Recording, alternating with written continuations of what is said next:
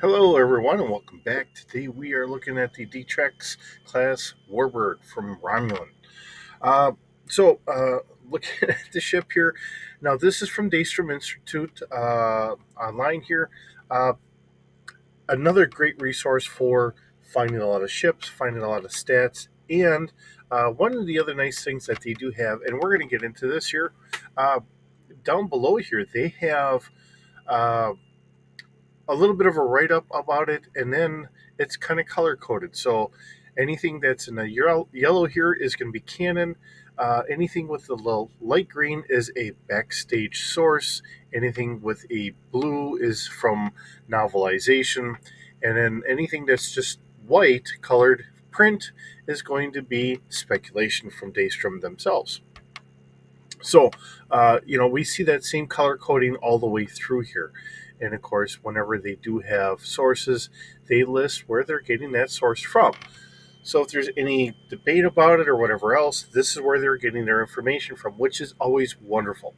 Um, I know that, and then we'll port all this stuff over, because I'm a big fan of the D6 system. So a lot of what I do is I like to put it all into the gaming system for everybody that has been watching all these. You know where we're going to go with this. Okay, so this is a battleship.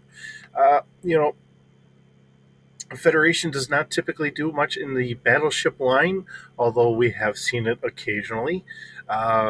Typically, they're more exploration, but the Romulans, Klingons, and all them, they will get into those lines because they have a more militaristic view of society than what the Federation tries to portray themselves as. So, let's see. We have active units. There are a number here listed, and then there's about another 447 that have been built in all, with 320 of them, 28 of them, have been lost in all.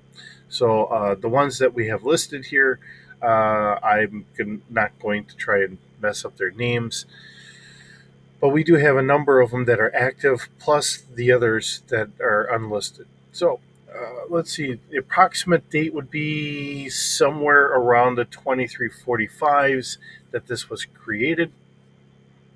It does have a nice short length of 1,041.65 meters, a height of 285 meters, roughly, and then a beam, the width being 772.43 meters. Has approximately 82 decks to it, so it's not the smallest bird in the world. Yeah, it's a very large ship, and it being a battleship and for what it's meant for. Let's see, the mass is 4,320,000 metric tons. Has a crew of 1,500. Let's see, armament, we have 6 Class 21 disruptor cannons, and we have 12 S2 photon torpedo tubes with about 800 rounds. That's quite a few torpedoes there. Okay, defense systems, we have a standard shield, standard uranium, tritanium. I gotta wait for that to get out of my way here. Hull, double hull, plus 11 centimeters high density armor, standard level structural integrity field as well. We have a normal cruise of 5, a maximum cruise of 9, and a maximum rated for 9.5, going for about 10 hours. Okay, the different strengths here. Now, remember, whenever we're doing this, and this is, again, and I've said it before, why when I first started doing this series, we started off with the Enterprise D, Enterprise, just Enterprise, and the NX Enterprise. So depending on which era you're going off of, we needed a base because these are the ships that we always saw every episode. So we needed something to base everything else off of. Was it a little bit more powerful, a little less powerful, so on and so forth. So they used the Enterprise D as the baseline. So we're looking at a beam firepower being greater than that of the standard Enterprise D, the Galaxy class. So the beam firepower is 1,300, so it's about 300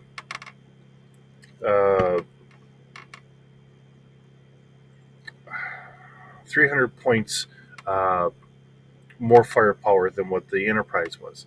Torpedo firepower being 750. Now, remember, 1,000 is the standard rating of the Galaxy class Enterprise.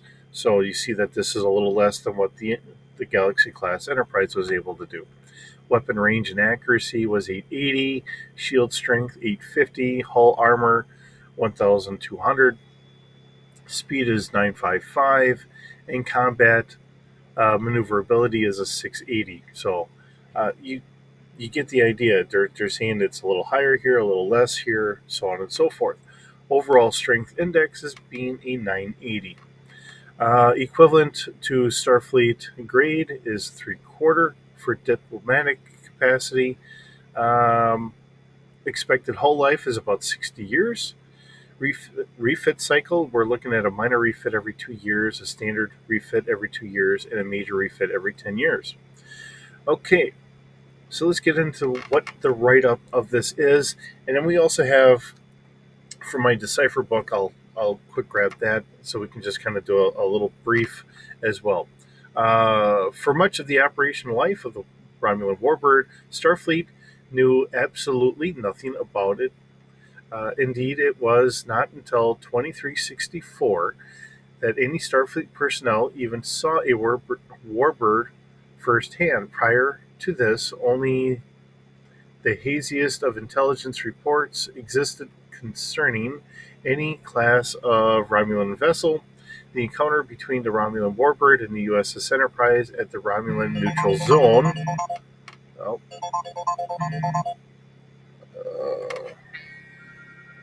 as I got everything going off here all of a sudden. I apologize for that. Okay. Where were we? The encounter between the Romulan Warbird and USS Enterprise at the Romulan neutral zone in that year provided Starfleet with its first good information on the Warbird.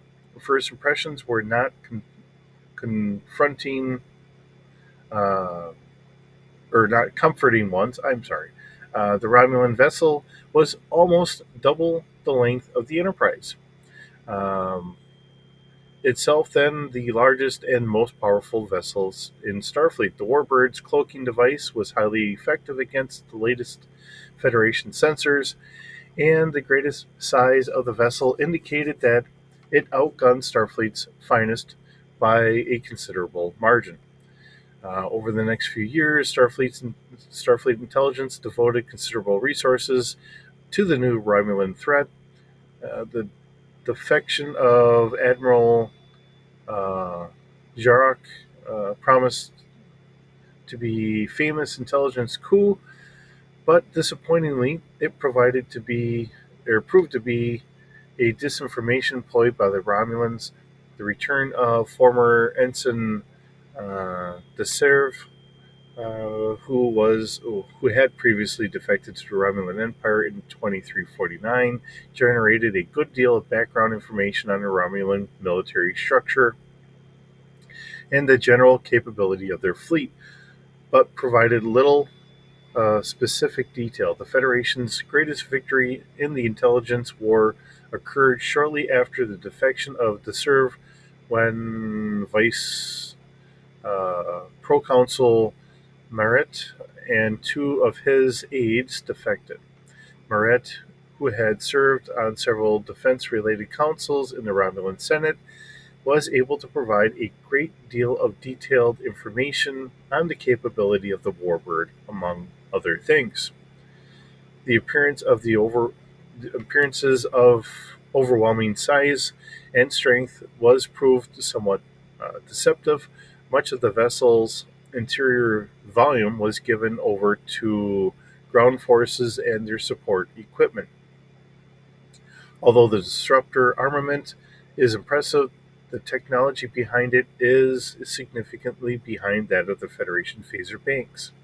The disruptors have a high power but relatively low rate of fire and somewhat limited range. The 12 torpedo tubes are capable of firing only one torpedo each at a time and have a combined rate of fire some 80% that of the two tubes the Galaxy class battle section. The Warbird is somewhat slower than the Galaxy class starship and also a great deal less agile. The Federation has also made considerable progress in defeating the Romulan cloaking technology in the past few years, and deployment of wide array tachyon nets along the border, together with advanced sensor posts, has made penetrating Federation space a rather chancy proposition for the Warbird. Nevertheless, the Romulan Warbird remains an impressive design which is capable of defeating all but the most advanced and powerful Federation vessels. Starfleet continues to treat these behemoths with considerable degree of respect, which I think they should. Um, as I'm reaching for my book here. Oh. Okay, and it would have been a little bit more helpful if I would have pre-set up my book to say, "Yep, here's the pages I need," but I didn't because I just trying to get this done in the time I have allotted. And as you heard the alarm, I'm supposed to be getting someone up, but we'll get this done here quick first. All right, so the mission for our Drex class battleship, the foremost ship of the Romulan fleet in the 24th century. The Drex class battleship is a common sight throughout their space, be it along the frontier or among Imperial core systems, designed to support nearly any military mission, offensive and defensive. The ship is the foremost tool in projecting Romulan power. In the spirit of the Dira, the destiny of the Romulan people to dominate the Milky Way galaxy, the Drex class fulfills a multi-mission role within the Imperial fleet.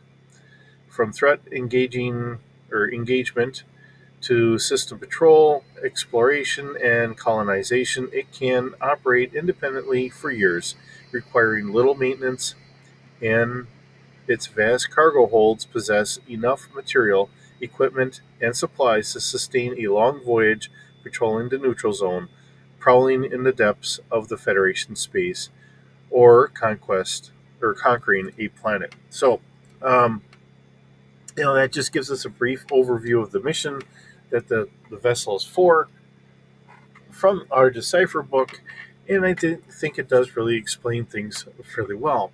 So, we have a good little snapshot of what this vessel is really for. Okay, so looking at our stats that we have here. Now, this is still from D6 Holocron. So this is the stats that they've made. I haven't made all that many of them myself yet, so let's give them the shout out and the appreciation that they deserve.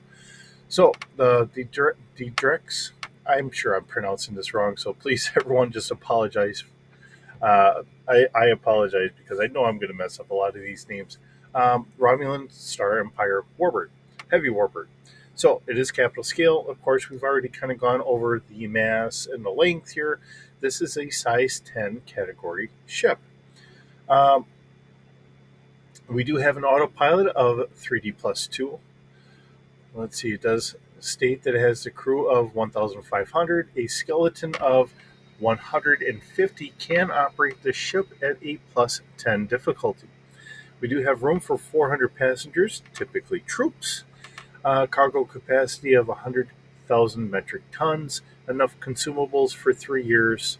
Again, now they've changed the warp drive a little bit, where the standard is a 5, where I believe Daystrom had said 6. It has an 8.2 for its maximum warp, and a rated for a 9.6 for 12 hours. Of course, we have our nav computer, has a maneuverability of +2. So not quite as maneuverable as the Galaxy class, which was already stated, has a space speed of 8.5, a hull rating of 6, uh, 6D plus 2. So that's, for what we see out of Star Trek, that is pretty respectable. Shields is at a 3D plus 2. In our sensor packet, so passively we can scan out to 3.5 kilometers with a 1D plus 1 bonus. We have an active scan going out to 10 kilometers at a plus 2D bonus, a active search for 14 kilometers at a 3D bonus, and a focus out to 500 meters at a 3D plus 2 bonus.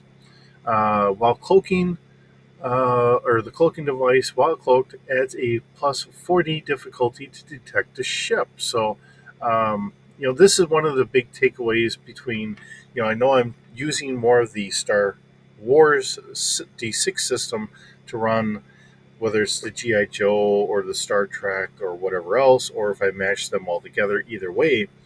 But because George Lucas didn't really throw much in the way of cloaking devices into Star Wars, this is something that we really get to see here in Star Trek, and it is very fun to be able to sit there and say, "Yes, we can do this."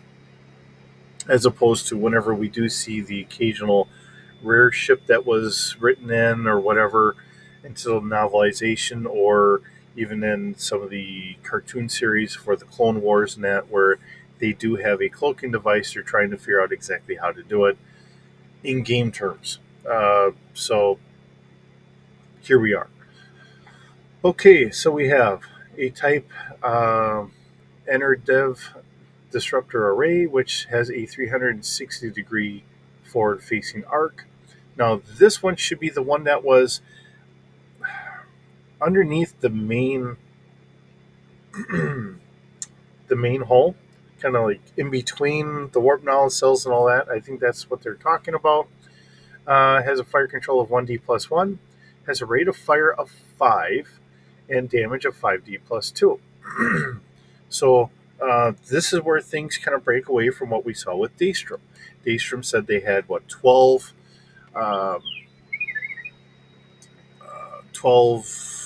disruptor arrays or whatever, and here it's really just saying it's got the one.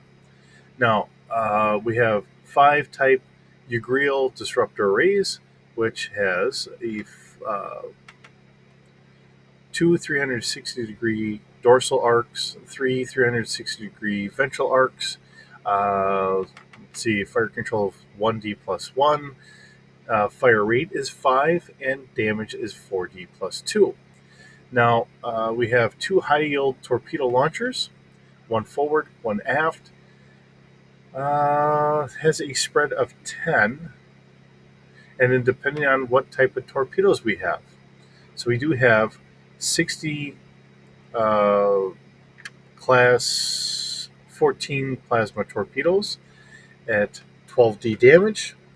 We have type G2 singularity torpedoes, where there are 240 of those at 8D damage. 3 class delta tractor beams, 2 forward, 1 aft. Fire control is 1D, and strength is at 4D. So really, torpedo wise, it looks like there's 300. I'm trying to remember what we had for Daystrom. I can bring that up real quick here. And I thought it said, I don't think you get to see this. Daystrom says that there was some 800 rounds. Now that's their speculation, so just keep that in mind. And there are 6 class 21 disruptor cannons. Now the 6 comes from backstage source. Let's see, the disruptor cannons. Of course, that's going to be cannon. That was in yellow, and it's speculation as to what type they were. So, this all falls in line with each other. It's not really working against each other. It's just,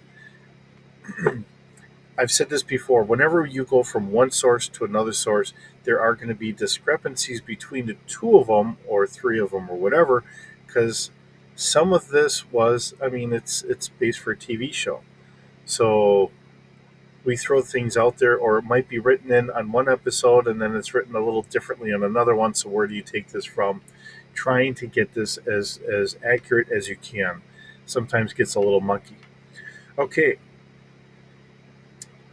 we also have two class Alpha tractor beams for their shuttle bays, and these are going to be at Starfighter scale with a fire control of +2 and a strength of 3D. Now, the nice things that we get here again from D6 Holocron is crew quarters. We have 200 Spartan, 1000 basic, 300 expanded, 85 luxury, and 20 unusual crew quarters. There are 63 decks listed on D6 Holocron compared to, I believe it was 80 or 83 on Daystrom. Escape pods, we have 220 of them with a capacity of 8 beings in each one. Now we do have commission year is 2361, underwent class-wide upgrades in 2371 by Earth Reckoning. We have 8 transporter rooms, bays, platforms, whatever you want to call them, with capacity for 6 personnel in each. We have 8 emergency transporters, which have the capacity of 24 personnel each. 8 cargo transporters with a capacity of 400 kilograms each. We do have 16 shuttlecraft, 8 shuttle pods. That's carrying 120 probes, and it's supposed to have a captain's yacht. All right, so and their little write-up, we'll just hit the description here. The Warbird design referred to the Detrex class B-type Warbird or Warbird class was one of the largest and most powerful mainstays of the Romulan Star Empire. It served as the backbone of the Romulan fleet, if I can only speak here this morning, during the latter half of the 24th century. So, and we've had a lot of this other stuff, and we had seen it a couple different times in the Next Generation, and we saw it even more in Deep Space Nine during the Dominion War and all that. So it is a very recognizable ship. Uh, has that classic design that gets leaped forward, and we see some of that same remnants of that design being put into some of the other ships that come out later on for the Romulans. And even just the base design here does harken back somewhat to the old original Romulan Warbird, where the engines are off on wings, just side by side there with the rest of the hull, instead of how the Federation has always kind of put them farther back. Um, Traditionally, now the Federation's designs have been changing because of the Borg threat, trying to give a slimmer profile and all that. So um, it'll be interesting to see where designs go in the future. Of course, the people behind Star Trek today are not quite the same people that had worked on all this stuff previously. So where their design lineages will go will probably differ drastically from what we've always had. So still, it's something interesting to see where design legacies and that will go in the future. So with that being said, thank you so very much for joining me. It's always wonderful having you stop by. Hope you're having a wonderful day, and we'll see you in the next video.